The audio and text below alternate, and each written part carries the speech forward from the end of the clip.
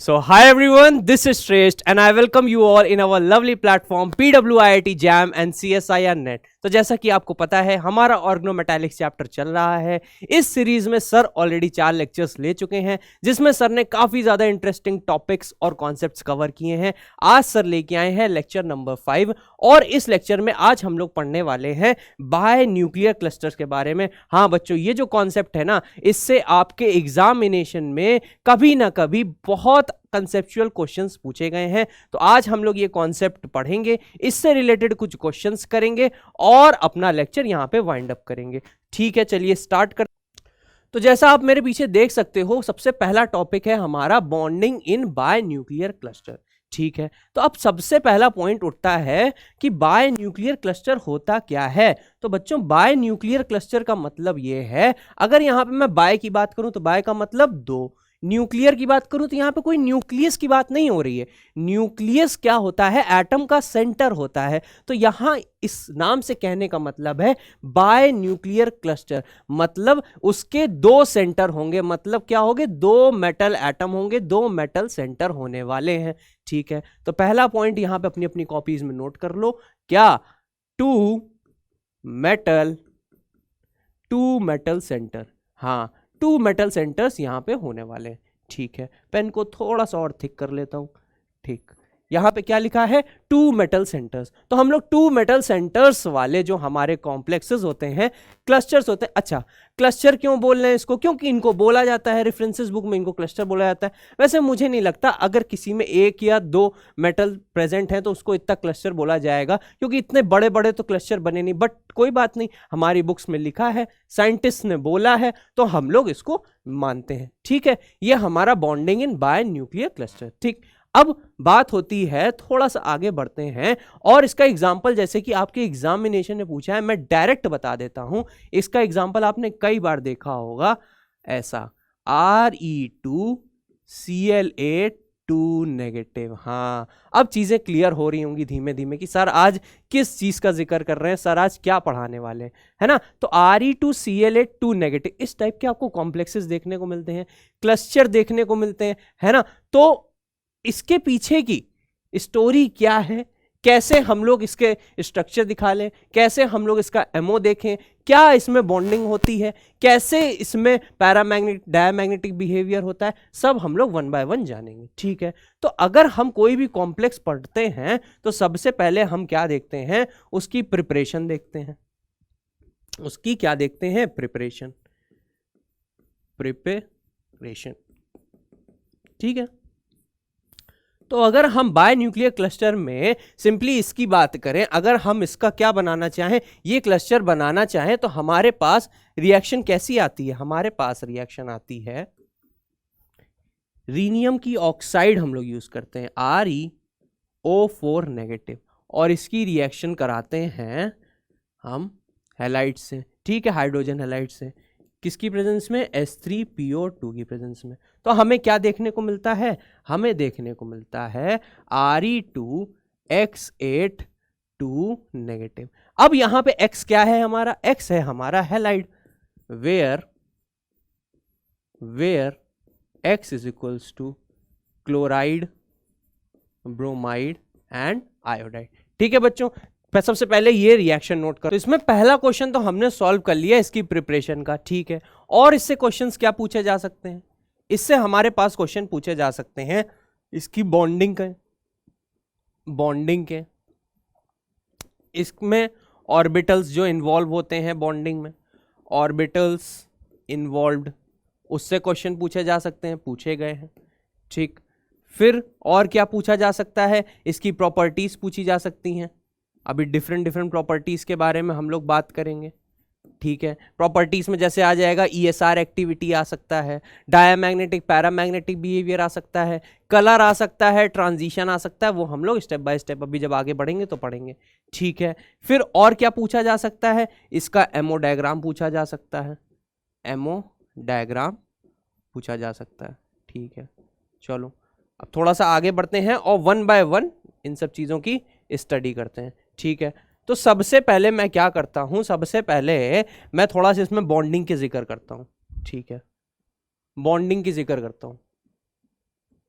तो हुआ क्या, जब हमारे साइंटिस्ट लोगों ने क्या किया, जब एक्सपेरिमेंट्स किए तो उनको देखने को मिला कि ये जो बाय न्यूक्लियर जो क्लस्टर होते हैं ना, इनके बीच में जो मेटल मेटल बॉन्ड आ रहा था ना, वो काफी ज्यादा शॉर्ट आ रहा था, बहुत छोटी वैल्यू आ रही थी। और उन्होंने देखा अरे ये तो ट्रिपल बॉन्ड से भी कम वैल्यू आ रही है। तो फिर जब उन्होंने एक्सपेरिमेंट्स किए, एक्सपेरिमेंट्स में पता चला यहाँ पे 4 बॉन्ड्स देखने को मिलते हैं। तब हमारा जन्म हुआ किसका, क्वाड्रुपल बॉन्डिंग का, क्वाड्रुपल बॉन्डिंग। हाँ, यहां पे क्वाड्रुपल बॉन्डिंग होती। क्वाड्रुपल बॉन्डिंग का मतलब क्या है, यहां पे टोटल कितने होंगे, 4 बॉन्ड होंगे, ठीक है, 2 मेटल के बीच में। ठीक, ये बात समझ में आ गई। अब हमको ये बात पता है कि अगर हमारे पास क्या सिंगल बॉन्ड होता है तो इसका मतलब क्या होता है, एक ये सिग्मा बॉन्ड है। ठीक, फिर अगर हमें पता है अगर हमारे पास डबल बॉन्ड होता है तो उसका मतलब क्या होता है, एक सिग्मा प्लस एक पाई बॉन्ड्स है। ठीक, फिर हमें क्या पता है, हमें ये पता है कि यहां पे अगर ट्रिपल बॉन्ड हमारे पास होते हैं तो एक सिग्मा और क्या 2 पाई बॉन्ड इनको कहते हैं। कैसे बनता है ये सब केमिकल बॉन्डिंग्स में आप सीख चुके हैं। ठीक है, फिर उसके बाद अगर यहाँ पे 4 बॉन्ड्स आ जाते हैं, जो कि इन केसेस में हम लोग पढ़ेंगे आगे चल के कि कैसे बनता है, तो 4 बॉन्ड में हमारे पास आता है बच्चों एक सिग्मा बॉन्ड प्लस एक पाई और एक डेल्टा बॉन्ड। ये जो डेल्टा बॉन्ड है ना, ये अलग टाइप का बॉन्ड है जो कि हम लोग क्या यहाँ पे पढ़ने वाले हैं कि इसका फॉर्मेशन कैसे होता है। ठीक है, ये चीज नोट कर लो। अब अगर हम आगे बढ़ें और देखें किसका, हमारा Re2Cl8 का स्ट्रक्चर। ठीक है, तो Re2Cl8 का स्ट्रक्चर जो होता है वो कुछ ऐसा होता है कि Re हमारा मेटल बीच में होता है। ठीक है, वो किससे कनेक्टेड होता है, 4 Cl लिगेंड से कनेक्टेड होता है, 4 Cl लिगेंड से ऐसे कनेक्टेड होता है। ठीक, और ये जो कनेक्शन होता है ना, ये क्या होता है, मोर और लेस स्क्वायर प्लेनर इन स्ट्रक्चर होता है। ये ऐसे स्क्वायर प्लेनर स्ट्रक्चर होता है। ठीक, एक ReCl4 यूनिट ऊपर होती है, एक ReCl4 यूनिट हमारी नीचे होती है। ऐसे ReCl, Cl, Cl और Cl। देखो आराम आराम से समझो, बहुत इजी है ये कॉन्सेप्ट। ठीक, ऐसे करके होती है। ठीक, ये बात हमें समझ में आ गई। अब इसके बीच में जो बॉन्डिंग होती है ना, वही बॉन्ड होती है क्या, क्वाड्रुपल बॉन्डिंग। मतलब टोटल कितने बॉन्ड होते हैं, 2 3 4, टोटल 4 बॉन्ड्स होते हैं। हाँ बच्चों, टोटल 4 बॉन्ड्स होते हैं 2 आरी के बीच में। ठीक, ये बात हमें समझ में आ रही है। अब क्वेश्चंस कैसे आता है, क्वेश्चंस आते हैं ज्योमेट्री के बेस में। ये जो हमारी जो ज्योमेट्री बनी ना, ये 2 नेगेटिव, ये जो ज्योमेट्री बनी ना, पहली बात अगर हम ReCl4 यूनिट की बात करें तो इसका जो स्ट्रक्चर होता है वो क्या होता है, स्क्वायर प्लेनर। लिखो स्क्वायर प्लेनर।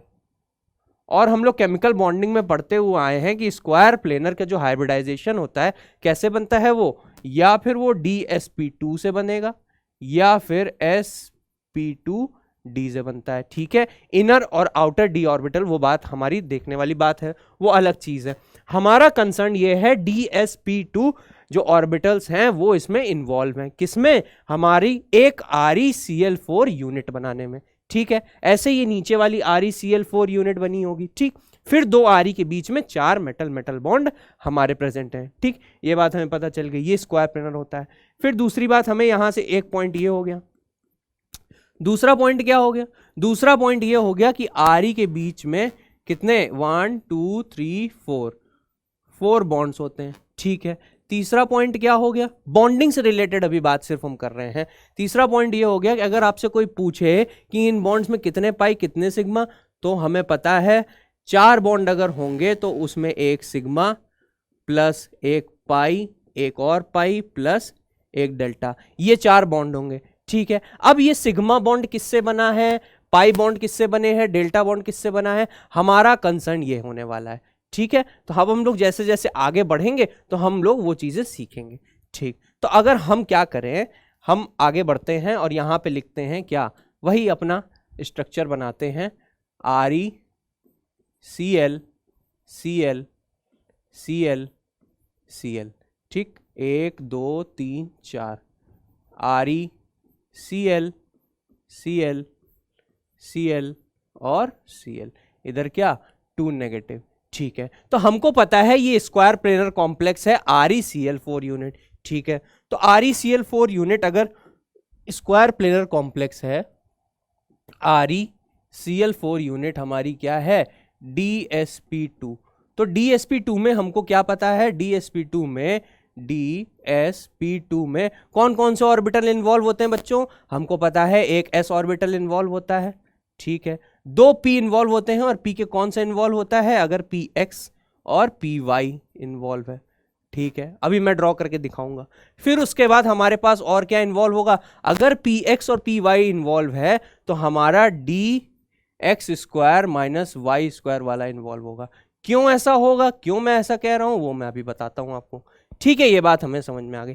अब हम बात करते हैं इलेक्ट्रॉन डेंसिटी की, कि ये जो ऑर्बिटल्स होते हैं इनकी इलेक्ट्रॉन डेंसिटी कैसे होती है। हमको पता है s ऑर्बिटल कुछ ऐसे बनता है। ठीक है, इसकी इलेक्ट्रॉन डेंसिटी कुछ ऐसे दिखाई जाती है। ठीक है, अब अगर हम px ऑर्बिटल की बात करें, तो सपोज करो अगर हम px ऑर्बिटल की बात करें और इसको x एक्सिस ले लें और इसको y एक्सिस ले लें। ठीक है, तो px ऑर्बिटल कैसा होगा बच्चों, px ऑर्बिटल कुछ ऐसा होगा। ठीक, ये बात हमको समझ में आती है। ठीक है, फिर अगर मैं py की बात करूं तो py ऑर्बिटल कैसा होगा बच्चों, अगर ये y एक्सिस है और ये x एक्सिस है तो py ऑर्बिटल कैसा होगा, py ऑर्बिटल कुछ ऐसा होगा। ठीक है, ये बात हमें समझ में आती है। अब dx² - y² कैसा होता है, तो dx² - y² हमें पता है कैसा होगा, अगर ये ऐसे बना है x और इधर y है, ये सब केमिकल बॉन्डिंग का पार्ट है, तो इनकी जो इलेक्ट्रॉन डेंसिटी होती है वो x और y एक्सिस के अलोंग ही होती है। तो dx² - y² हमें कैसे शो करता है, ऐसे। तो अब आपको नजर आ रहा है, क्या नजर आ रहा है, कि ये जितने भी ऑर्बिटल्स हैं ये आपस में इजीली ओवरलैप कर सकते हैं, क्योंकि ये एक ही प्लेन में हैं। मेरी बात समझ में आई। ठीक है, तो अगर मैं इसको ओवरलैप करके एक ऑर्बिटल बनाऊं, और मैं क्या करूं, मैं पहले उसके पहले यहां पे नाम लिख देता हूं। ये क्या है, s ऑर्बिटल। ये कौन सा है, px ऑर्बिटल। ये कौन सा ऑर्बिटल है, py ऑर्बिटल है। और ये कौन सा ऑर्बिटल है, dx² - y² ऑर्बिटल है। ठीक है, ये बात हमको पता चल गई। अब अगर मैं इससे क्या करना चाहूं, एक हाइब्रिड ऑर्बिटल बनाना चाहूं, जो कि क्या है dsp2, मतलब उसमें क्या होगा, एक s ऑर्बिटल इन्वॉल्व होगा, एक s ऑर्बिटल इन्वॉल्व होगा। ठीक है, ये बात हमें पता चल गई। मैं क्या कर देता हूं, पहले ही एक वो बना देता हूं x y एक्सिस, ये x एक्सिस, ये y एक्सिस। ठीक है, इसमें मैंने क्या कर दिया, बीच में पहले क्या बना दिया, s ऑर्बिटल, जो कि हमेशा s ऑर्बिटल वहां पे रहेगी, उसकी इलेक्ट्रॉन डेंसिटी। फिर अगर मैं px की बात करूं और px को इसके ऊपर ओवरलैप कराने जाऊं, तो अब की बार मैं क्या कर देता हूं, ऑरेंज कलर से बना देता हूं या ग्रीन कलर से बना देता हूं, क्या px ऑर्बिटल, px या py कुछ भी पहले बना, px बना देता हूं। चलो, तो px ऑर्बिटल की डेंसिटी कैसे होगी, ऐसे, हमको पता है ऐसे होगी। कोई दिक्कत, कोई समस्या नहीं। ठीक, फिर अगर मैं क्या करूं, py की डेंसिटी बनाना चाहूं, तो py कैसे बनेगी, py की डेंसिटी ऐसे करके बनेगी, ये py की डेंसिटी ऐसे करके बनेगी। ठीक, ये बात हमें समझ में आ गई। ये देखो सब आपस में ओवरलैप करेंगी अभी। ठीक, ये बात हो गई। फिर अगर हम dx² - y² की बात करें, तो dx² - y² हमको नजर आ रहा है क्या होगा, इसके ऊपर अच्छे से ओवरलैप कर जाएगा। क्या, dx² ऐसे करके, ऐसे और ऐसे, देखो अच्छे से ओवरलैप कर गया ना, तो आपको नजर आ रहा है ये क्या बन गया, ये हमारा बन गया dsp2 हाइब्रिड ऑर्बिटल बन गया, जो कि स्क्वायर प्लेनर ज्योमेट्री बनाएगा। हमको कैसे नजर आ रहा है, हमको ये नजर आ रहा है बीच में ये येलो कलर का जो है, येलो कलर, ये कोई और कलर का बना देता हूँ, चलो रेड कलर का बना देता हूँ, थोड़ा सा आपको देखने में और अच्छा लगे, क्योंकि येलो कलर से मैंने क्या, येलो कलर से मैंने एक्सेस ड्रॉ कर दी। ठीक, तो हमें नजर आ रहा है रेड कलर से हमारा क्या, s ऑर्बिटल है। फिर उसके बाद ये ग्रीन कलर से क्या है, px ऑर्बिटल है। फिर उसके बाद ये ब्लू कलर से क्या है, py ऑर्बिटल है। और ये पर्पल कलर से जो हमें नजर आ रहा है ये क्या है, dx² - y²। ये सारे के सारे ऑर्बिटल्स आपस में क्या, अच्छे से ओवरलैप करके एक हाइब्रिड dsp2 ऑर्बिटल बना रहे हैं, जो कि हमें क्या फॉर्म करेगा, जो कि हमें फॉर्म करेगा स्क्वायर प्लेनर ज्योमेट्री। ठीक है, ये हमें स्क्वायर प्लेनर ज्योमेट्री के फॉर्म में नजर आएगा। तो ये बात हमें क्लियर हो गई। अब यहां से दूसरा कंक्लूजन क्या निकलता है? दूसरा कंक्लूजन ये निकलता है कि हमें पता है कि एस ऑर्बिटल तो एक ही टाइप का होता है, ठीक। पी कितने टाइप के होते हैं? 3 टाइप के। यहां पे कौन कौन से यूज हो गया? पी एक्स यूज हो गया, पी वाई यूज हो गया।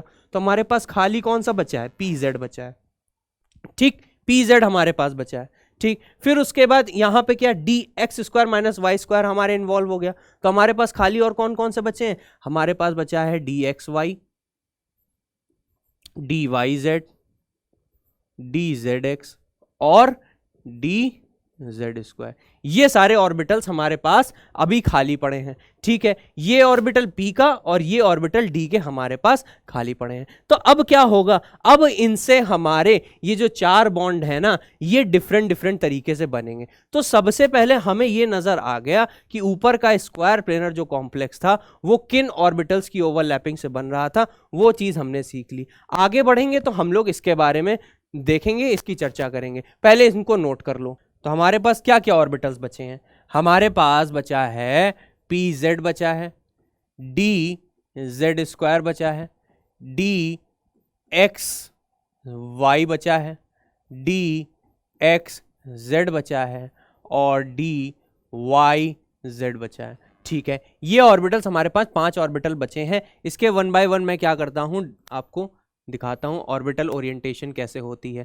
तो अगर pz की बात करूं तो अगर मैं इसको z एक्सिस ले लूं, इसको y एक्सिस ले लूं या x एक्सिस कुछ भी ले लूं, तो z एक्सिस के अलोंग हमारी क्या होती है? इलेक्ट्रॉन डेंसिटी होती है, ठीक है। ये ऑर्बिटल इस तरीके से कुछ बनता है, ठीक। हमें बात पता है। dz स्क्वायर का केस कैसा होता है? dz स्क्वायर का भी मोर और लेस ऐसे ही होता है। ये z एक्सिस है अगर, तो ये y एक्सिस है अगर, तो यहाँ पे क्या ऐसे इलेक्ट्रॉन डेंसिटी पड़ी होती है। और हमको पता है यहाँ पे इलेक्ट्रॉन डेंसिटी साथ में इसको हम लोग ऐसे करके भी शो करते हैं, ठीक है। ये सब केमिकल बॉन्डिंग का पार्ट है, वहां आपने सीखा है। अभी यहाँ आप सीख रहे हो कि 4 बॉन्ड कैसे बनने वाले हैं, ठीक है। अब डी एक्स वाई की अगर हम बात करते हैं तो एक्स वाई के केस में हमें क्या लेना पड़ेगा? वाई इधर है अगर एक्स इधर है, क्योंकि हम वाई इधर ले रहे हैं तो मैंने वाई उधर ले लिया। तो एक्स वाई जो होंगे वो क्या होंगे? Between the plane, between the axis, मतलब इन द प्लेन की बात हो रही है। बिटवीन द एक्सिस हमारे क्या होते हैं? डी एक्स वाई ऑर्बिटल्स होते हैं, ठीक है। अब इसकी बात करें क्या? डी एक्स जेड की, तो जेड एक्सिस इधर ले लिया, एक्स एक्सिस इधर ले लिया, कोई दिक्कत नहीं। कहाँ होंगे ये ऐसे होंगे, ये यहाँ पे होंगे, ठीक। ये बात हमें पता चल गई। और डी वाई जेड किधर होंगे? डी वाई जेड इधर होंगे। अगर वाई इधर है, जेड इधर है, तो डी वाई जेड कुछ इस तरीके से होंगे, ठीक है। ये बात हमें समझ में आ गई। तो अब बारी बारी हम लोग समझते हैं कि यहाँ पे जो बॉन्ड बन रहे हैं वो कैसे बन रहे हैं, ठीक है। तो यहाँ पे सबसे पहला जो बॉन्ड होगा वो क्या होगा? वो सिग्मा बॉन्ड होगा। कैसे हमें पता चला? क्योंकि यहाँ पे 1 2 3 4 बॉन्ड्स की बात करते हैं, तो सबसे पहला हमारे पास क्या बनेगा? Sigma bond. फिर उसके बाद क्या बनेगा? पाई बॉन्ड दूसरा। फिर उसके बाद क्या बनेगा? तीसरा पाई बॉन्ड, फिर दूसरा पाई बॉन्ड। फिर उसके बाद क्या बनेगा? हमारे पास डेल्टा बॉन्ड बनेगा, ठीक है। बारी बारी हम लोग देखेंगे। सबसे पहले सिग्मा बॉन्ड का फॉर्मेशन करने निकलते हैं, और सिग्मा बॉन्ड का फॉर्मेशन हमें कैसे करना है वो चीज हमें ये नजर आ रही है कि हमारे पास अगर हम लीनियर ऑर्बिटल्स की बात करें, देखो हमको ये पता है कि जो हमारे सिग्मा ऑर्बिटल्स होते हैं वो कैसे बनते हैं? एंड नॉन ओवरलैपिंग से बनते हैं। अगर एक ऑर्बिटल का एंड दूसरे ऑर्बिटल के एंड से ओवरलैप करता है तो हमारे पास क्या बन जाते हैं? सिग्मा बॉन्ड का फॉर्मेशन करते हैं, ठीक है। ये बात हमको पता है। दूसरी चीज हमको क्या पता है? दूसरी चीज हमको ये पता है कि अगर हम पाई बॉन्ड की बात करें तो वो किससे बनते हैं? वो साइड वाइज ओवरलैपिंग से बनते हैं, ठीक है। साइड वाइज ओवरलैपिंग का मतलब क्या है? अगर मैं यहाँ पे बात करूं, अगर मैं यहाँ पे 2 ऑर्बिटल्स ऐसे करके ले लूं, ठीक है, और ये एक दूसरा ऑर्बिटल भी ऐसे करके मैं ले लूं, तो ये जो हमारे पास ये जो बॉन्डिंग है ना, इस तरीके की जो ओवरलैपिंग है, इसको हम लोग क्या कह रहे हैं? एंड ऑन ओवरलैपिंग, जिससे हमें सिग्मा बॉन्ड का फॉर्मेशन देखने को मिलता है, ठीक।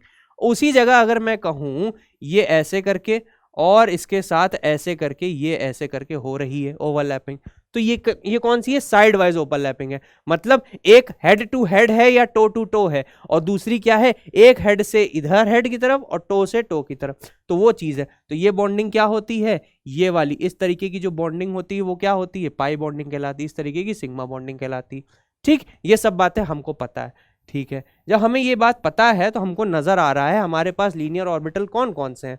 हमारे पास लीनियर ऑर्बिटल है पी जेड और डी जेड स्क्वायर, ठीक है, तो यहां पे जो केस होता है ना, हमारे पास दो आरी मेटल प्रेजेंट है, दो रिहीनियम मेटल प्रेजेंट है, दोनों के पास डीजेड ऑर्बिटल्स हमारे पास प्रेजेंट है। ठीक है, तो वो ये दोनों आपस में क्या करते हैं, हाइब्रिडाइजेशन करते हैं, और हमें क्या मिलता है, एक डीपी हाइब्रिड ऑर्बिटल मिलता है इधर का, और एक डीपी हाइब्रिड ऑर्बिटल मिलता है इधर का। तो अब क्या होने जा रहा है, अब होने जा रहा है इनके बीच में बॉन्ड फॉर्मेशन। मतलब क्या है, मतलब ये है, अगर मैं pz ऑर्बिटल की बात करूं, सबसे पहले z और क्या सिग्निफाई कर दूं, y एक्सिस, इधर क्या है y एक्सिस, और इधर क्या है z एक्सिस। ठीक है, तो सबसे पहले हमारे पास क्या होगा, pz ऑर्बिटल मैं बनाता हूं। तो pz ऑर्बिटल की अगर मैं ओवरलैपिंग कराना चाहूं तो कुछ ऐसे, कुछ ऐसे, ऐसे और ऐसे, ये हमारे पास क्या हो गया, pz ऑर्बिटल की ओवरलैपिंग हो रही है यहां पे, ये बीच में यहां पे ओवरलैपिंग होगी, और हमारे पास क्या होगा, सिग्मा बॉन्ड का फॉर्मेशन हो रहा होगा। लीनियर हमारे पास ऑर्बिटल और कौन सा प्रेजेंट है, dz स्क्वायर प्रेजेंट है। ये वाला ऑर्बिटल कौन सा हो गया, ये वाला हो गया हमारे पास pz ऑर्बिटल। इसके साथ साथ हमारे पास और क्या प्रेजेंट है, हमारे पास प्रेजेंट है dz स्क्वायर वाला। तो dz स्क्वायर की भी जो क्या होगी हमारी इलेक्ट्रॉन डेंसिटी, वो भी इसी के अलोंग क्या करेगी, लाई करेगी। ठीक है, ये बात हमें समझ में आ रही है। तो ये जो पर्पल वाला मैं ड्रॉ कर रहा हूं इसी के ऊपर, वो क्या है हमारा dz स्क्वायर, जिसकी इलेक्ट्रॉन डेंसिटी क्या है, जिसकी इलेक्ट्रॉन डेंसिटी z एक्सिस के अलोंग है। तो ये जो बॉन्ड का फॉर्मेशन हो रहा है ना, इससे हमारा जो बॉन्ड बनेगा वो कैसा बनेगा, इससे हमारा जो फाइनल बॉन्ड बनेगा वो इस तरीके का कुछ बनेगा कि हमारे पास ऐसे ऐसे ऐसे, और ये इधर ये छोटे छोटे, और इधर क्या हो जाएगा, ये बड़ा सा एक बॉन्ड हमें देखने को मिलेगा। तो ये जो पार्ट है ना, ये जो इलेक्ट्रॉन डेंसिटी एक साथ जुड़ गई ना आके, ये हमें क्या सिग्निफाई कर रही है, ये हमें सिग्मा बॉन्ड सिग्निफाई कर रही है।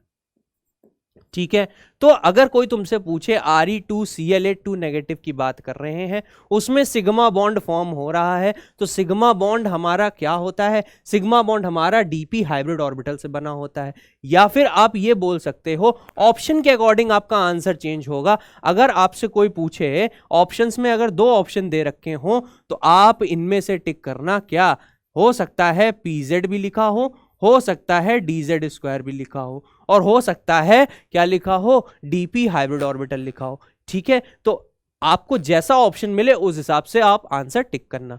ठीक है, ये बात समझ में आ गई। मैंने समझा दिया कैसे करके हमारे बनते हैं ऑर्बिटल। क्या सिग्मा बॉन्ड पहले कैसे बनता है, तो एक सिग्मा बॉन्ड हो गया तो हम इसमें टिक लगा देते हैं, एक सिग्मा बॉन्ड का फॉर्मेशन हो गया। ठीक है, ये बात हमें समझ में आ गई। अब हम क्या करते हैं, क्योंकि हमारे पास अभी डी ऑर्बिटल्स 3 और बाकी हैं। ठीक है, अब हमें इन तीनों से क्या करना है, 2 पाई बॉन्ड और एक डेल्टा बॉन्ड बनवाना है। जब 2 पाई बॉन्ड और एक डेल्टा बॉन्ड बनवाने हम निकले, तो हमें नजर आ रहा है क्या कि दो जो हमारे पास ऑर्बिटल हैं dxz और dyz, इनमें क्या है, z कंटेंट है। z कंटेंट है मतलब क्या, ये कहीं ना कहीं इनका एक एक लोब z एक्सिस के अलोंग भी अलाइन होगा, है ना। तो मतलब कहने का ये है, ये मोर इन्फ्लुएंस्ड होंगे क्या, पाई बॉन्ड बनाने के। क्यों इन्फ्लुएंस हुए, क्योंकि सिग्मा बॉन्ड के बाद हमारा पाई बॉन्ड का फॉर्मेशन होता है, और सिग्मा बॉन्ड में हमारे पास क्या है, जेड कैरेक्टर है। और जेड कैरेक्टर की अगर हम बात करें, भाई ये जेड कैरेक्टर वाले ऑर्बिटल्स है ना, और जेड कैरेक्टर इन्फ्लुएंस जो हमारे पास ऑर्बिटल्स हैं वो कौन से हैं, dxz और dyz। तो अब की बार जो हमारे पाई बॉन्ड सिग्मा बॉन्ड के बाद जो बन रहे हैं वो किससे बनेंगे, वो हमारे बनेंगे dxz और dyz से बनेगा। पहला पाई बॉन्ड बन जाएगा dxz से, दूसरा पाई बॉन्ड बन जाएगा dyz से। ठीक, ये बात हमें समझ में आ गई। तो चलो और ड्रॉ करते हैं। ठीक है, कोई दिक्कत नहीं, क्या करना है, ऐसे ऐसे। ठीक है, ये बात हमें समझ में आ गई। क्या यहां पे ऐसे करके ये बॉन्ड, क्या इलेक्ट्रॉन डेंसिटी शो कर दो, कोई दिक्कत, कोई समस्या नहीं। ये क्या है, एक्स एक्सिस, ये क्या है, जेड एक्सिस। ठीक है, फिर अगर मैं इसको आगे एक्सटेंड करूं और यहाँ पे मैं फिर से बनाऊं और इधर लिखूं, क्या ये हमें पता है जेड एक्सिस, चलो इसको बीच से रब कर देता हूं। अरे तो पूरा रब हो गया, चलो कोई बात नहीं, पूरा रब करके पूरा फिर से बना देते हैं। ठीक, ये ऐसे और ये ऐसे, ये क्या है, ये हमारा ऐसे करके कुछ ऐसे शो होगा, ये ऐसे और ये ऐसे, ये हमारा क्या है, एक्स जेड ऑर्बिटल है। इधर वाला एक्स जेड ऑर्बिटल कैसे होगा, इधर वाला एक्स जेड ऑर्बिटल ऐसे होगा, ठीक है। ये जो लोब्स है ना ये आपस में बराबर होंगे, ठीक है। वो ड्रॉ करने में थोड़ा छोटे बड़े हो जाते हैं, उससे मतलब नहीं है। तो ये ऑर्बिटल्स आपस में क्या कर रहे हैं, इंटरैक्ट कर रहे हैं, ये आपस में इंटरैक्ट कर रहे हैं और ये आपस में इंटरैक्ट कर रहे हैं, और किसका फॉर्मेशन कर रहे हैं, ये पाई बॉन्ड का फॉर्मेशन कर रहे हैं, ये पाई बॉन्ड्स का फॉर्मेशन कर रहे हैं। कौन से हैं ये है हमारा डी एक्स जेड और ये भी है हमारा डी एक्स जेड, ठीक है। जेड एक्सिस के अलोंग लगे हुए हैं, ये जेड एक्सिस है, इधर एक्स एक्सिस है, ठीक। ये बात हमें समझ में आ गई। ये पहला पाई बॉन्ड बन रहा है, जिसका आंसर हमें क्या देखने को मिला, जिसका आंसर हमें देखने को मिला कि पहला पाई बॉन्ड हमने बना लिया और वो किससे बन गया, डी एक्स जेड से, डी एक्स जेड से। तीसरा पाई बॉन्ड हमारा किससे बनेगा, डी वाई जेड से। कैसे बनेगा, उसके केस में क्या होगा, आइए देखते हैं उसका केस। चलो ऑरेंज से बना देते हैं। उसके केस में क्या होगा, उसके केस में भी यही चीज़ होगा, ऐसे ऐसे। अब की बार क्या, इधर जेड एक्सिस है, हमको पता है जेड एक्सिस, इधर क्या लेना पड़ेगा, वाई एक्सिस लेना पड़ेगा, ठीक है। भाई ये क्यों मैं ऐसे बोर्ड में बना रहा हूं, क्योंकि बोर्ड हमारा 2D है। ये ऑर्बिटल्स ऐसे नहीं लगे होते हैं, ये ऑर्बिटल ऐसे लगे होते हैं कि जेड एक्सिस क्या है, जेड एक्सिस अगर उधर है, वाई एक्सिस उधर है ना, तो ये ऐसे करके पड़े हैं, ये ऐसे करके पड़े हैं, ठीक है।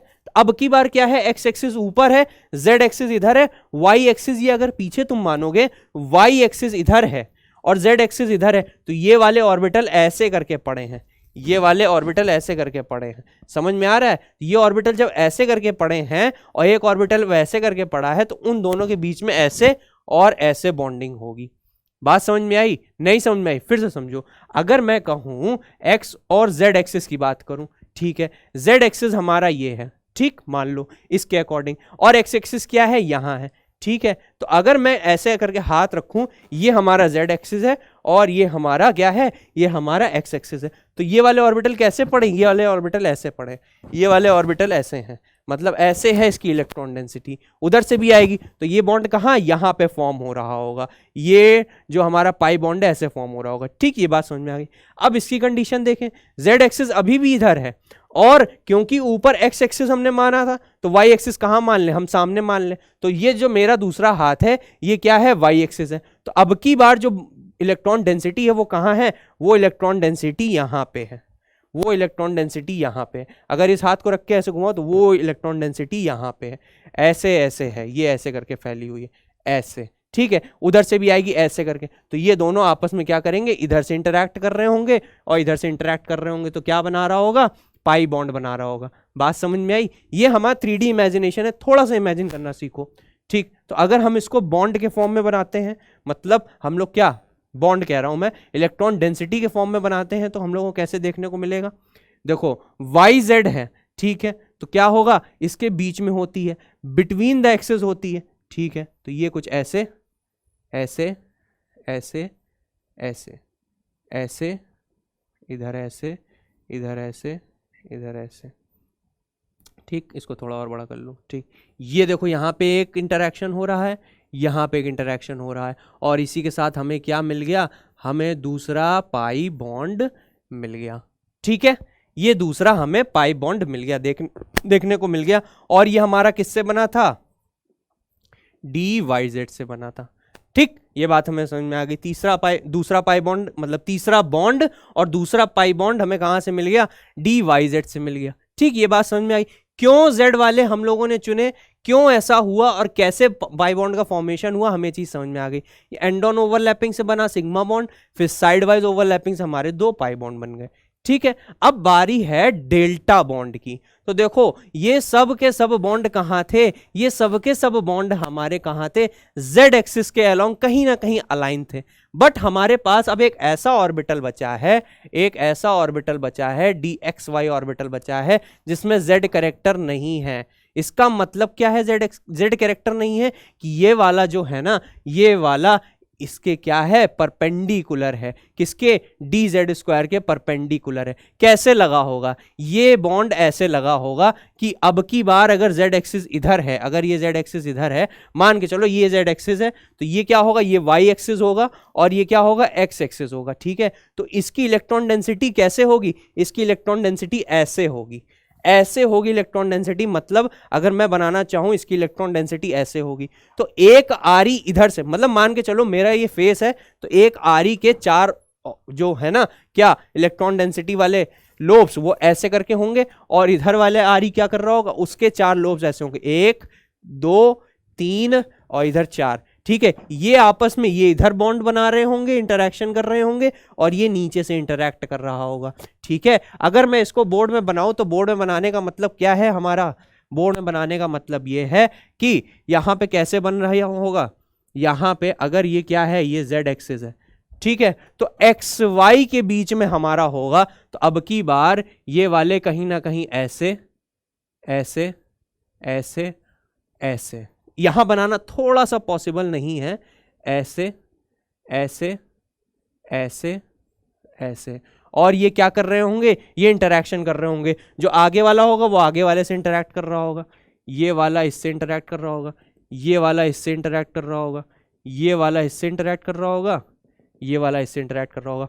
मतलब बात समझे, अगर मैं इसको क्या करूं, मैं इसको स्क्वायर के तरीके से बनाना दिखाऊं, ऐसे ऐसे ऐसे ऐसे और ऐसे ऐसे ऐसे ऐसे, ये हमारे लोब्स हैं, ऐसे करके पड़े हैं। ठीक है, ये कैसे, ऐसे एक ऑर्बिटल ऐसे है, मतलब उसके लोब्स ऐसे ऐसे ऐसे और ऐसे। अगर इसको मैं ऐसे दिखाऊं तो एक लोब ऐसे, एक लोब ऐसे ऐसे ऐसे ऐसे ही सामने से भी आएगा, इसके बाद भी 4 लोब ऐसे ऐसे ऐसे और ऐसे, ये 4 लोग आपस में इंटरैक्ट कर रहे हैं। मतलब क्या है, मतलब ये है, ये वाला पॉइंट इससे इंटरैक्ट कर रहा है, ये वाला पॉइंट इससे इंटरैक्ट कर रहा है, ये वाला इससे इंटरैक्ट कर रहा है, ये वाला इससे इंटरैक्ट कर रहा है, और ये आपस में एक के ऊपर एक ऐसे करके इंटरैक्ट कर रहे हैं।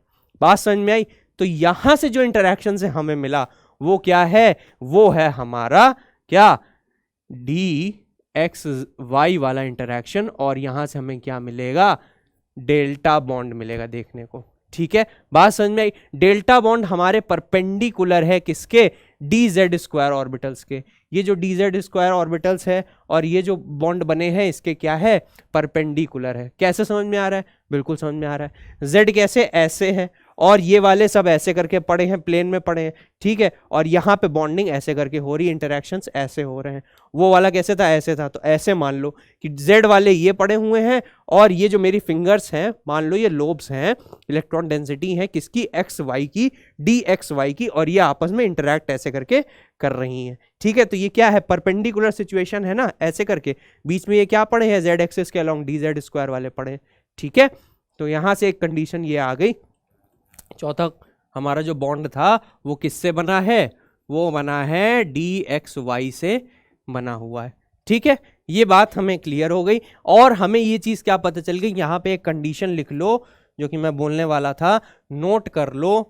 क्या नोट कर लो, कि जो हमारा डेल्टा बॉन्ड होता है वो हमेशा परपेंडिकुलर होता है किसके, सिग्मा बॉन्ड के। और डेल्टा बॉन्ड अगर किससे बना है, डेल्टा बॉन्ड dxy से बना है, dxy से बना है, तो ये परपेंडिकुलर किसके चला जाएगा, dz² के चला जाएगा।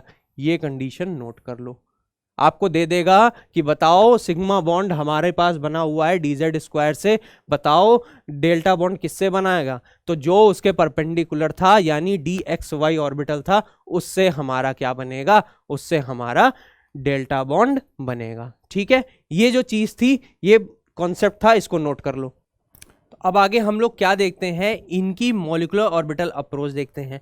क्यों वो जरूरी है, क्योंकि जैसे अभी तक हम लोग पढ़ते आ रहे हैं, मेटल मेटल बॉन्ड निकाल रहे थे ना, तो वहां पे हमारे पास डेल्टा बॉन्ड तो आ नहीं रहा था। डेल्टा बॉन्ड नहीं आ रहा था तो सिंपल हम लोग फॉर्मूला क्या लगा देते थे, 18n - VSE/2, उससे हमारा क्या आ जाता था, मेटल मेटल बॉन्ड के नंबर आ जाते थे। बट यहाँ पे क्या है, डेल्टा बॉन्ड भी इन्वॉल्व है, तो कुछ यहाँ पे अलग तरीके की कहानी होगी, आइए जानते हैं।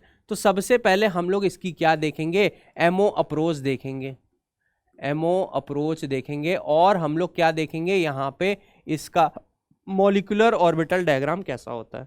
आपको पता है इधर हम लोग क्या लेते हैं, एनर्जी लेते हैं, ठीक है। सबसे पहले हमारे पास क्या बना था, सिग्मा बॉन्ड बना था, तो उसके रिगार्डिंग हमारे पास क्या आ गया, सिग्मा बॉन्डिंग मॉलिक्यूलर ऑर्बिटल आ गया, ठीक। फिर उसके बाद हमारा क्या बने थे, फिर उसके बाद हमारे पाई बने थे, तो ये 2 पाई आ गए। फिर उसके बाद क्या बना था, हमारा डेल्टा बना था। फिर अगर ये क्या है, ये हमारे हैं बॉन्डिंग मॉलिक्यूलर ऑर्बिटल, ये हमारे क्या है, जिनको हम लोग क्या बोलते हैं, BMO। तो इसके रिगार्डिंग क्या होंगे, इसके रिस्पेक्टिव क्या होंगे, एंटी बॉन्डिंग भी होंगे, क्या ABMOs भी बनेंगे, ABMO भी बनेंगे, है ना। तो जो ABMO बनेंगे वो क्या होंगे, आइए देखते हैं क्या होगा, डेल्टा स्टार, फिर उसके बाद क्या हमारे पास पाई स्टार, और एंड में क्या, एक सिग्मा स्टार, ठीक है। तो ये हमारे पास होता है क्या, ammo diagram in case of bye nuclear cluster, ठीक है। अब इसमें हम लोग क्या करेंगे, इलेक्ट्रॉन फिलिंग करेंगे और अपना क्या करेंगे, जैसे हम लोग जूनियर क्लासेस में करते थे ना, N2 और O2 का डाई न्यूक्लियर जो एटम्स होते थे, मॉलिक्यूल्स होते थे सॉरी, उनका हम लोग क्या करते थे, बॉन्ड ऑर्डर निकालते थे, वैसे ही हम लोग इसका बॉन्ड ऑर्डर ऐसे करके निकालेंगे। इस एमओ डायग्राम में हम लोग इलेक्ट्रॉन फिल करेंगे और क्या करेंगे, अपना बॉन्ड ऑर्डर निकालेंगे, ठीक है। तो अगर हम बात करते हैं, सबसे पहला एग्जांपल लेते हैं, हमारे पास सबसे पहला एग्जांपल है वही जो सबसे पहला बाय न्यूक्लियर क्लस्टर था, वो क्या था हमारे पास, रीनियम का था, Re2Cl8 2 नेगेटिव था, ठीक है। तो अब हमें फाइंड करना है कि Re और Re के बीच में कितने मेटल मेटल बॉन्ड हैं, ठीक है। क्या फाइंड करना है, फाइंड मेटल मेटल बॉन्ड। तो देखो कंफ्यूज नहीं होना कि हम VSE वाला फॉर्मूला लगा रहे हैं, नहीं, यहां पे क्योंकि 2 मेटल दिख रहे हैं और हमें दिख रहा है ये बाय मेटालिक क्लस्टर है, बाय न्यूक्लियर क्लस्टर है, तो यहां पे क्या होगा, ये वाला अप्रोच हम लोग देखेंगे। तो इस अप्रोच के लिए हमें क्या पता होना चाहिए, इस अप्रोच के लिए हमें पता होना चाहिए लिगेंड हमारा कैसा है, वो चार्ज्ड है कि न्यूट्रल है, पहली बात, ठीक है। ये चीज मैं पढ़ा चुका हूं, तो न्यूट्रल होगा तो हमको पता है उसके ऊपर कोई चार्ज नहीं होगा, ठीक। लेकिन अगर वो चार्ज बैलेंस करता है हमारे, वो अगर चार्ज रखता है अपने ऊपर, तो हम लोग उससे ऑक्सीडेशन स्टेट निकालेंगे, ठीक। तो चलो स्टार्ट करते हैं। सबसे पहले मैं क्या करता हूं, सबसे पहले मैं यहाँ पे इसकी ऑक्सीडेशन स्टेट निकालना स्टार्ट करता हूँ Re की, क्योंकि Re हमारे पास कितने हैं, 2 हैं, तो यहाँ पे क्या हो जाएगा, 2x हो जाएगा, मैंने इसको एक्सलेट कर लिया। हमें पता है क्लोराइड के ऊपर कितना चार्ज होता है, क्लोराइड जब लीगेंड के फॉर्म में होता है तो Cl- के फॉर्म में होता है ना, तो इसके ऊपर कितना चार्ज हो गया, -1 चार्ज हो गया, है ना। तो प्लस क्या, -1 इंटू कितने Cl है, 8, ठीक है, इज इक्वल्स टू 2 ऐसे करके निकालते हैं ना चार्ज, आपको पता है, ठीक है। अब यहाँ पे क्या होगा, 2x, क्योंकि 8 -1 कितना होगा, माइनस का 8, और माइनस प्लस क्या हो जाएगा, माइनस, मतलब यहाँ क्या आ जाएगा, -8 इज इक्वल्स टू -2। तो 2x की अगर हम लोग वैल्यू फाइंड करने निकलेंगे तो ये क्या होगा, उधर जाएगा, यहाँ पे क्या आ जाएगा, 8 - 2, मतलब 2x का मतलब क्या हो गया, 6। 2x का मतलब 6 क्या हो गया, 2x का मतलब +6 हो गया, कि हमारे दोनों Re मिलके +6 ऑक्सीडेशन स्टेट शो कर रहे हैं। मतलब क्या है +6 ऑक्सीडेशन स्टेट शो करने का, कि मतलब टोटल हमारे 6 इलेक्ट्रॉन वो दे चुके हैं। बात नहीं समझ में आई, टोटल 6 इलेक्ट्रॉन दे चुके हैं, मतलब क्या है, यहाँ 2x की बात कर रहे हैं, अगर हम x की बात करें तो यहाँ पे कितना इलेक्ट्रॉन, 6/2 मतलब 3, मतलब ये है कि एक Re जो है ना वो क्या कर चुका है, -3 इलेक्ट्रॉन, 3 इलेक्ट्रॉन दे चुका है, और ये किस स्टेट में है, Re+3 के स्टेट में। समझ में आया मैं क्या कहना चाह रहा था। बट अगर आप इस प्रोसेस तक आओगे तो थोड़ा सा भी कंफ्यूज हो जाओगे, आगे जब क्वेश्चन सॉल्व करोगे ना तो थोड़ा लाइट अप्रोच रहती है 2x की। क्या करोगे, टोटल वैलेंस इलेक्ट्रॉन काउंट कर लोगे, उससे क्या कर लोगे, 6 इलेक्ट्रॉन बाहर भेज दोगे। अब क्योंकि कभी कभी यहाँ पे क्या होगा, यहाँ पे 5 भी आ सकता है, 3 भी आ सकता है, तो फिर आप कंफ्यूज हो जाओगे किस Re को हम लोग +1 ऑक्सीडेशन स्टेट में रखें, किसको +2 में रखें। तो वो कंफ्यूजन अवॉइड करने के लिए क्या करा करो, 2x ही डायरेक्ट रखो। 2x का मतलब क्या है, दोनों Re मतलब दोनों कोई भी मेटल हो, वहां पे दोनों मेटल ने मिलके +6 ऑक्सीडेशन स्टेट शो कर रहे हैं, मतलब दोनों मेटल मिलके अपने 6 इलेक्ट्रॉन दे रहे हैं। बात समझ में आई, अब क्लियर हो गया होगा, ठीक है, तो हमें यहां तक हमें पता चल गया कि दोनों आरी मिलके 6 इलेक्ट्रॉन दे रहे हैं। तो हमें ये क्या पता है कि आरी कहां पे आता है, MnTcRe। ठीक है, इसका मतलब इसका इलेक्ट्रॉनिक कॉन्फ़िगरेशन मतलब वैलेंस इलेक्ट्रॉन इसके पास कितने होते हैं, 7 इलेक्ट्रॉन होते हैं। कितने इलेक्ट्रॉन होते हैं, 7 इलेक्ट्रॉन होते हैं। ठीक है, ये हमको पता है क्यों होते हैं, क्योंकि इसके D में 5 होते हैं और S में 2 होते हैं। कितने हो जाते हैं, 7 इलेक्ट्रॉन्स होते हैं। एक आरी 7 इलेक्ट्रॉन होता है, तो दूसरा आरी कितना होगा, दूसरा आरी भी 7 इलेक्ट्रॉन देगा। ठीक है, इसको अगर हम टोटल करते हैं तो कितना होगा, 14 इलेक्ट्रॉन। अब 14 इलेक्ट्रॉन टोटल तो आ गया, लेकिन हमने क्या कर दिया, दोनों आरी मिलके कितने इलेक्ट्रॉन दे रहे हैं बाहर, हमें 6 इलेक्ट्रॉन बाहर दे रहे हैं। 6 इलेक्ट्रॉन बाहर दे रहे हैं, तो मतलब इसमें -6 इलेक्ट्रॉन का हो जाएगा। जब इसमें -6 इलेक्ट्रॉन करेंगे तो देखो क्या आएगा, 8 इलेक्ट्रॉन आएगा। 8 आएगा ना, हाँ 8 इलेक्ट्रॉन आएगा। ठीक है, हमें पता चल गया, हमें 8 इलेक्ट्रॉन टोटल मिल गए और हमें 8 इलेक्ट्रॉन उठा के इसमें फिल करने। तो आइए फिल करना स्टार्ट करते हैं। फिलिंग कैसे होगी, वही जैसे करते आ रहे हैं, 1 2 3 4 5 6 7 8 इलेक्ट्रॉन्स मैंने इसके एमओ में फिल कर दिए। जैसे ही मैंने एमओ में फिल किए तो हमारे पास वही पुराना वाला फॉर्मूला लगेगा, क्या, बॉन्ड ऑर्डर का। और बॉन्ड ऑर्डर का फॉर्मूला क्या होता था, BMO माइनस ABMO अपॉन 2, ये होता था ना। तो यहाँ पे BMO कितने हैं हमारे पास, BMO है हमारे पास 1 2 3 4 5 6 7 8 BMO हैं हमारे इलेक्ट्रॉन। और एंटी बॉन्डिंग में कितने हैं, एक भी नहीं, 0 डिवाइड बाय 2। इसका मतलब क्या हो गया, इसका मतलब ये हो गया 8/2 is equals to 4 bond order आ गया। मतलब क्या है, मतलब ये है हमारा जो आरी है ना वो 4 बॉन्ड शो कर रहा है। ठीक है, ये बात हमें क्लियर हो गई। मतलब यहाँ में क्या देखने को मिल गया कि जो RE है ना उसके बीच में कितने बॉन्ड हैं, 4 बॉन्ड हैं, और वो क्या शो कर रहा है, क्वाड्रुपल बॉन्डिंग शो कर रहा है। ठीक, ये बात हमें क्लियर आ गई। तो अगर मैं स्टेप्स की बात करूं, ठीक है, मैं यहाँ पे स्टेप्स की बात करूं तो इस टाइप का जब केस आएगा तो स्टेप्स हमारे क्या होंगे। ठीक है, पहला स्टेप क्या होगा कि नो योर लीगेंड, हमें लीगेंड पता होना चाहिए कैसा है हमारा। सेकंड हम लोग क्या करेंगे, oxidation state of metal find करेंगे। ठीक, फिर उसके बाद हम लोग क्या करेंगे, उसका हम लोग क्या करेंगे, इलेक्ट्रॉन फाइंड कर लेंगे। ठीक है, जैसे ही हमें ऑक्सीडेशन स्टेट पता चलेगी हम लोग मेटल के इलेक्ट्रॉन्स काउंट करके उससे माइनस कर देंगे तो हमें पता चल जाएगा टोटल इलेक्ट्रॉन कितने हैं। फिर जो इलेक्ट्रॉन काउंट आ जाए, क्या इलेक्ट्रॉन काउंट आ गया, इलेक्ट्रॉन काउंट के बाद क्या करेंगे, इलेक्ट्रॉन काउंट के बाद क्या करेंगे, मॉलिक्यूलर ऑर्बिटल में फिलिंग करेंगे। मॉलिक्यूलर ऑर्बिटल में क्या करेंगे, फिलिंग करेंगे। इसको रब कर देता हूँ, मॉलिक्यूलर ऑर्बिटल में क्या करेंगे, फिलिंग करेंगे। जैसे ही फिलिंग कर लेंगे फिर उसके बाद क्या कर लेंगे, बॉन्ड ऑर्डर कैलकुलेट कर लेंगे। बॉन्ड ऑर्डर हमें पता चल जाएगा। बस ये स्टेप्स हैं। ठीक है, ये बात समझ में आ गई। ये इसका एमओ अप्रोच, एमओ डायग्राम अच्छे से याद कर लो। अब बॉन्ड ऑर्डर आ गया हमारे पास 4, तो हमें पता चल गया आरी आरी के बीच में कितने बॉन्ड हैं, 4 बॉन्ड हैं। ये बात समझ में आ गई। और हम इससे क्या इन्फ्रेंस निकाल सकते हैं, आइए सबसे पहला इन्फ्रेंस हम यहां से ये निकाल सकते हैं कि ये क्या है, क्योंकि सारे के सारे ऑर्बिटल्स क्या हैं हमारे, क्या है, पूरे के पूरे फिल है, फुल्ली फिल्ड है। क्या एक भी अनपेयर्ड इलेक्ट्रॉन प्रेजेंट है, नहीं। तो ये क्या है, डायामैग्नेटिक इन नेचर। तो पहला आंसर तो ये आ गया। दूसरा क्या आ सकता है इससे, डायामैग्नेटिक, डायामैग्नेटिक इन नेचर। ठीक, ये बात आ गई। दूसरा क्या, अगर ये डायामैग्नेटिक है तो क्या ये ESR एक्टिव इनएक्टिव होगा। आज ESR स्पेक्ट्रोस्कोपी मैं बाद में पढ़ाऊंगा, पर फिलहाल के लिए ESR स्पेक्ट्रोस्कोपी वो मॉलिक्यूल्स दिखाते हैं जिनके अंदर क्या हो, एक भी अनपेयर्ड इलेक्ट्रॉन प्रेजेंट हो। तो यहाँ पे तो एक भी नहीं प्रेजेंट है। जब एक भी नहीं प्रेजेंट है तो मतलब क्या है, मतलब ये है ये जो मॉलिक्यूल है हमारा Re2Cl8 नेगेटिव, ये क्या है, ESR इन एक्टिव। ठीक है, एक ये बात हो गई। और क्या बात हो सकती है, अगर मैं कहूं कि ये डायामैग्नेटिक होने के बावजूद भी क्या होता है, ये कलर्ड होता है।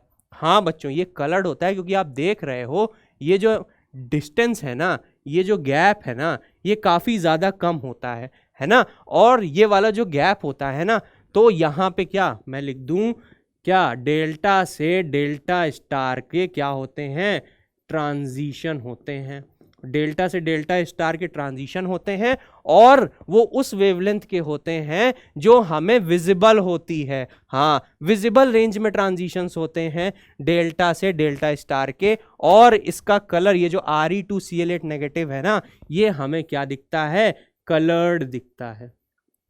ये हमें कलर्ड दिखता है, इसका ब्लूइश टाइप का कलर होता है इस पर्टिकुलर कॉम्प्लेक्स का। ठीक है, तो ये 1 2 3 4, ये 4 बात हमें पता चल गई।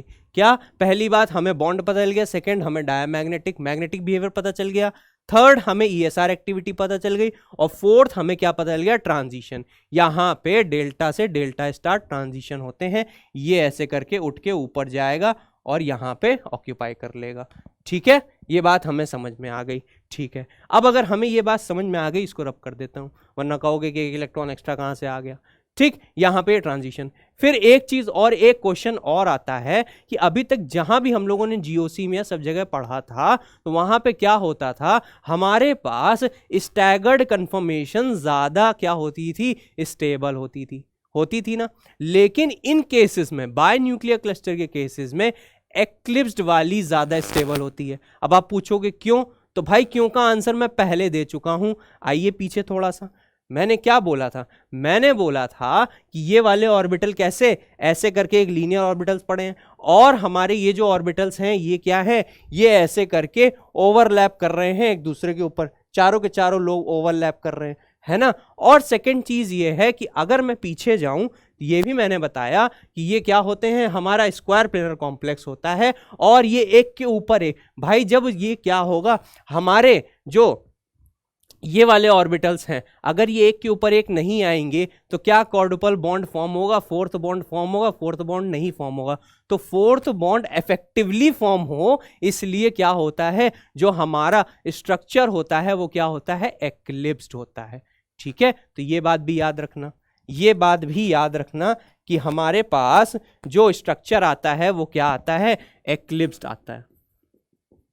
एक्लिप्स्ड कॉन्फ़िगरेशन आती है, जो कि क्या होती है, इसकी मोस्ट स्टेबल स्टेट होती है। तो बाय न्यूक्लियर क्लस्टर से इतने ही क्वेश्चंस बन सकते हैं, 1 2 3 4 5, ये 5 क्वेश्चंस बन सकते हैं, कभी भी आपके एग्जामिनेशन में पूछे जा सकते हैं। ठीक है, तो ये बात हमें क्लियर हो गई। चलो 2 क्वेश्चंस और लाया हूं, इसको फटाक से हम लोग सॉल्व कर लेते हैं।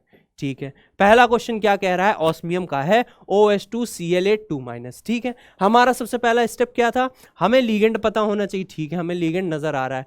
फिर उसके बाद हमें क्या पता है, ऑक्सीडेशन स्टेट फाइंड करनी है। ऑक्सीडेशन स्टेट फाइंड करने निकले तो यहाँ पे क्या 2x, फिर उसके बाद यहाँ पे प्लस लगाया, माइनस का 1 × 8 किया, इज इक्वल्स टू में -2 रखा। ठीक है, यहाँ क्या हो गया 2x, और यहाँ पे क्या आ जाएगा माइनस का 8 इज इक्वल्स टू माइनस का 2। तो यहाँ पे क्या आ जाएगा 2x इज इक्वल्स टू 8 - 2 आ जाएगा।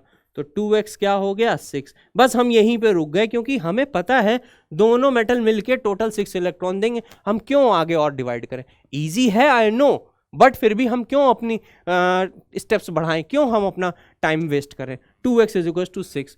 ऑस्मियम कहाँ पे आता है, ये आता है FeRuOs, आयरन, रुथीनियम, फिर उसके बाद क्या आता है, ऑस्मियम आता है। और ये कहाँ आता है, MnFeCO, ऐसे करके आता है। कितनी जल्दी ऐसे याद किया करो। इसमें क्या होता है D5, इसमें क्या होता है D6। इसका क्या कॉन्फ़िगरेशन होगा, S2D6 होता है, इसका S2D6 होता है। ये बात हमें बदल गई। कितने इलेक्ट्रॉन होते हैं यहाँ पे, 6 और 7 8 इलेक्ट्रॉन होते हैं टोटल इसके आउटर मोस्ट शेल में। ठीक है, तो 8 अगर एक ऑस्मियम दे रहा है, एक ऑस्मियम कितने दे रहा है, 8 दे रहा है, तो 2 ऑस्मियम कितने देंगे, × 2 मतलब 16 इलेक्ट्रॉन देंगे। ठीक है, 16 में से कितने इसने ऑक्सीडाइज कर दिए, बाहर दे दिए, तो क्या होगा माइनस का 6 इलेक्ट्रॉन। टोटल 10 इलेक्ट्रॉन की फिलिंग हमें करनी है। ठीक है, टोटल 10 इलेक्ट्रॉन की फिलिंग करनी है। हमने क्या किया, फटाक से वही डायग्राम बनाया, सिग्मा, इधर 2 पाई, फिर डेल्टा, फिर उसके बाद ये, फिर उसके बाद ये क्या हो गया, ये हमारे पास एक डेल्टा, फिर ये 2 पाई और एक ये सिग्मा स्टार। ठीक है, नाम दे देते हैं sigma pi delta, delta star, pi star, sigma star. ये ऊपर एंटी बॉन्डिंग वाले हो गए। अब हमने क्या किया, इसमें इलेक्ट्रॉन फिल करना स्टार्ट किया। इलेक्ट्रॉन फिल करो, 10 इलेक्ट्रॉन फिल करने हैं, 1 2 3 4 5 6 7 8 9 10। अरे वाह, अब की बार एंटी बॉन्डिंग में भी फिल हो गया था इलेक्ट्रॉन। चलो क्या करेंगे, बॉन्ड ऑर्डर फाइंड करो। बॉन्ड ऑर्डर जैसे ही हमने फाइंड किया तो हमें क्या मिला, हमें मिला 1 2 3 4 5 6 7 8। 8 हमारे बॉन्डिंग वाले माइनस 2 हमारे एंटी बॉन्डिंग वाले डिवाइड बाय 2। तो क्या आ गया, 8 माइनस 2 कितना होता है 6, 6 बाय 2 कितना आता है 3। इसका बॉन्ड ऑर्डर क्या आ गया, 3 बॉन्ड ऑर्डर आ गया। मतलब क्या है, मतलब ये है कि ऑस्मियम ट्रिपल बॉन्ड ऑस्मियम रहा होगा। ठीक है, बात क्लियर आ गई। ऐसे करके क्वेश्चन तुमसे डायरेक्ट पूछा जाएगा। ठीक है, यहाँ क्या है, इस पर्टिकुलर क्वेश्चन में क्या कह रहा है, चलो इसको भी सॉल्व कर लेते हैं। ये भी रीनियम का कुछ है, ठीक है, लेकिन यहाँ पे लिगेंड, पहला पॉइंट था नो योर लिगेंड। तो ये लिगेंड कैसा है, क्या ये न्यूट्रल लिगेंड है, हमें तो न्यूट्रल नजर आ रहा है। कैसे नजर आ रहा है, देखो PS3 हम लोग लिखते हैं ना, PS3 लिखते हैं ना, वही चीज है। H की जगह इसने क्या लगा रखे हैं, 3 और लिगेंड लगा रखे हैं। मतलब P के साथ एक क्या लगा रखा है, MEME का मतलब मिथाइल यानी CH3 ऐसे करके, और एक क्या लगा रखा है, PH लगा रखा है। तो हमें समझ में आ रहा है इसकी वैलेंसी तो सेटिस्फाइड है। तो ये क्या है, ये न्यूट्रल लिगेंड है हमारा।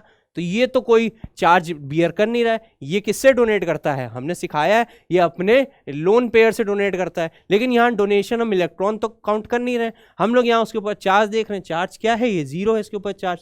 तो यहाँ पे क्या आ जाएगा, 2x इसका आ जाएगा रीनियम का। फिर उसके बाद यहाँ पे क्या आ जाएगा, प्लस -1 इंटू 4, क्योंकि एक क्लोराइड के ऊपर कितना चार्ज होता है, -1 का, इंटू 4 क्लोराइड है। ठीक, प्लस क्योंकि इसके ऊपर कोई चार्ज नहीं है तो यहाँ क्या आ जाएगा, 0 into 4 is equals two plus का 2। इसको सॉल्व करो, 2x माइनस का 4 प्लस ये 0 हो जाएगा इज इक्वल्स टू प्लस का 2। ठीक है, तो 2x is equals to 2 plus 4 is equals to कितना आ गया, 6 आ गया। 6 ऑक्सीडेशन स्टेट में हमारे क्या प्रेजेंट हैं, दोनों के दोनों आरी प्रेजेंट हैं। मतलब कहने का ये है, दोनों आरी मिलके 6 इलेक्ट्रॉन बाहर दे रहे हैं। ठीक है, आरी कितना होता है हमें पता है, MnTcRe। कितने इलेक्ट्रॉन होते हैं, 7 इलेक्ट्रॉन होते हैं एक आरी में। तो 2 में कितने होंगे, 14 होंगे, 14 होंगे। और 14 में हमें कितने माइनस करने हैं, 6 इलेक्ट्रॉन माइनस करने हैं। जब हमने 6 इलेक्ट्रॉन माइनस किया तो कितना आया, 8 इलेक्ट्रॉन आया। 8 इलेक्ट्रॉन को हमें फिल करना है। वही फिर से बनाओ, क्या हमारे पास सिग्मा, फिर उसके बाद 2 पाई, सिग्मा के बाद पाई, फिर डेल्टा, फिर उसके बाद क्या, डेल्टा स्टार, फिर उसके बाद ये क्या, पाई स्टार, और ये क्या हमारे पास सिग्मा स्टार। कितने फिल करने हैं, 8 फिल करने हैं। चलो 8 फिल कर देते हैं, कोई दिक्कत नहीं। 1 2 3 4 5 6 7 8।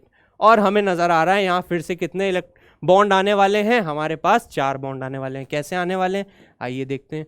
बॉन्ड ऑर्डर की अगर हम बात करेंगे तो यहाँ पे बॉन्डिंग मोलिकुलर ऑर्बिटल में कितने हैं, 1 2 3 4 5 6 7 8, 8 हैं। एंटी बॉन्डिंग में कितने हैं, 0। ठीक है, 0 बाय 2 करेंगे तो कितना आएगा, 8 बाय 2 इज इक्वल्स टू 4। मतलब क्या है, मतलब ये है, अगर मैं इसकी बात करूं तो यहाँ पे कैसे बॉन्डिंग हो रही है, यहाँ पे ऐसे बॉन्डिंग हो रही है, आरी 4 बॉन्ड और आरी। ठीक है, ये बात क्लियर हो गई, 4 बॉन्ड बन रहे हैं। ठीक है, पैरामैग्नेटिक डायमैग्नेटिक पूछा होता तो बता देते, डायमैग्नेटिक इन नेचर है। ESR इनएक्टिव है। ठीक है, यहाँ पे भी वही चीज है, ये देखो ये भी डायमैग्नेटिक है, ESR इनएक्टिव है। ठीक है, ये 2 क्वेश्चन थे, इसको अच्छे से नोट कर लो। तो इसी के साथ आज का लेक्चर मैं यहीं पे एंड करता हूं। आई होप आप लोगों को आज के सारा कॉन्सेप्ट समझ में आ गया होगा। इसी के साथ हमारे साथ जुड़े रहिए और पढ़ते रहिए।